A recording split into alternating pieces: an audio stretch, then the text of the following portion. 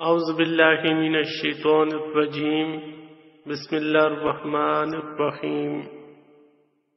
آج ہم سنیں گے یتیم کے مال کی حفاظت کرنے والا قاضی۔ ابو قاسم عبید اللہ بن سلمان کہتے ہیں کہ میں موسیٰ بن بغا کا کاتب تھا۔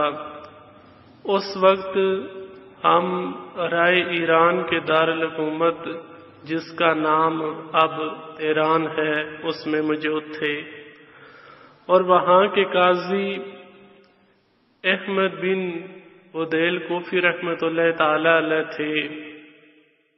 موسیٰ بن بغا کی اس حلقے میں کچھ زمین تھی جس میں وہ تعمیراتی کام کروانا چاہتا تھا۔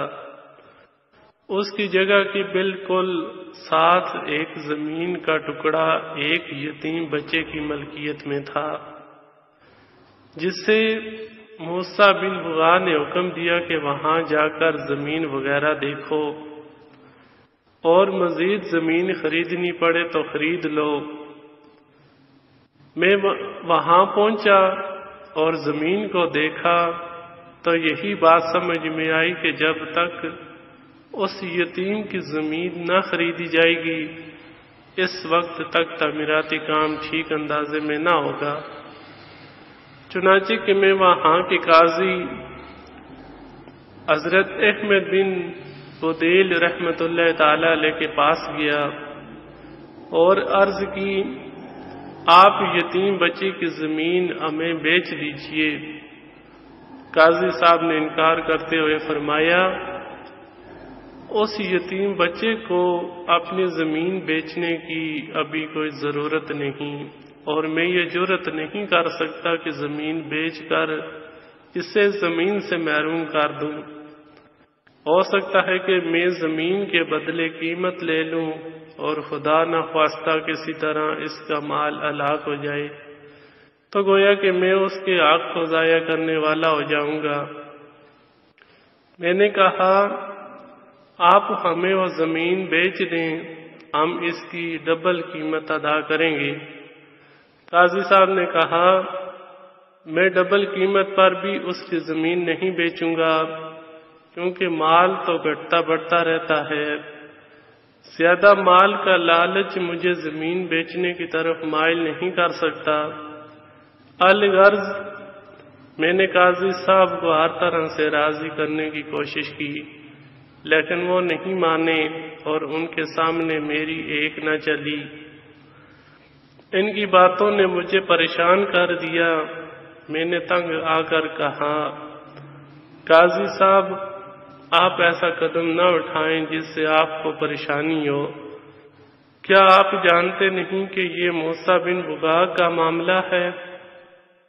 ذرا سوچ سمجھ کر قدم اٹھائیں، ایسے لوگوں سے ٹکر لینا درست نہیں۔ قاضی صاحب نے کہا، اللہ پاک تجھے عزت عطا فرمائے، تو میرے معاملے میں پریشان نہ ہو۔ بے شک میرا پروردگار عز و جل عزت والا اور بڑی بلندی والا ہے۔ قاضی صاحب کی یہ باتیں سن کر میں واپس پلٹ آیا اور اللہ پاک سے حیا کرتے ہوئے میں دوبارہ قاضی صاحب کے پاس نہ گیا۔ جب میں موسیٰ بن بغا کے پاس گیا تو اس نے مجھ سے پوچھا، تمہیں جس کام کے لیے بھیجا تھا اس کا کیا ہوا؟ میں نے قاضی صاحب سے ملاقات کا سارا واقعہ بیان کر دیا، اور جب اسے قاضی صاحب کا یہ جملہ بتایا گیا کہ بے شک میرا پروردگار بڑی بلندی والا عظمت والا ہے، تو یہ سنتے ہی موسیٰ بن بغا رونے لگا اور بار بار اسی جملے کو دہراتا رہا۔ پھر مجھ سے کہا، اب تم اس زمین کو رہنے دو اور قاضی صاحب کو تنگ نہ کرو، جاؤ اور اس نیک مرد یعنی قاضی صاحب کی حالات معلوم کرو، اگر اسے کسی چیز کی ضرورت ہو تو میں اسے پورا کروں گا۔ ایسے نیک لوگ دنیا میں بہت کم ہوتے ہیں۔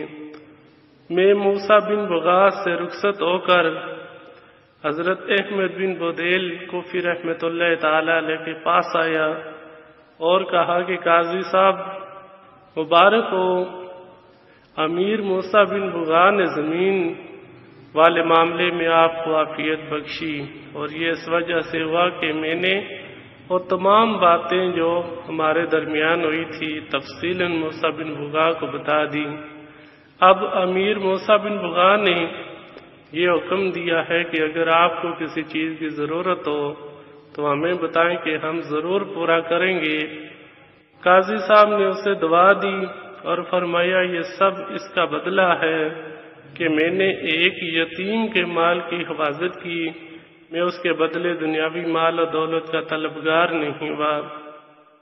کتاب عیان الحکایات۔ اللہ رب العزت کی ان پر رحمت ہو اور ان کے صدقے ہماری بے حساب مغفرت ہو، امین بجائے النبی الامین صلی اللہ تعالی علیہ وآلہ وسلم۔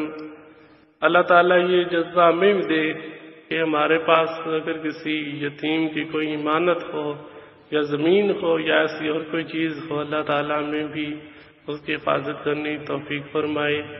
آج بہت سارے ایسے لوگ بھی دیکھے ہیں جو یتیموں کا مال زبردستی کھاتے ہیں، اللہ تعالیٰ ان لوگوں کو ہدایت فرمائے، آمین بجائے النبی الامین صلی اللہ تعالی علیہ وآلہ وسلم۔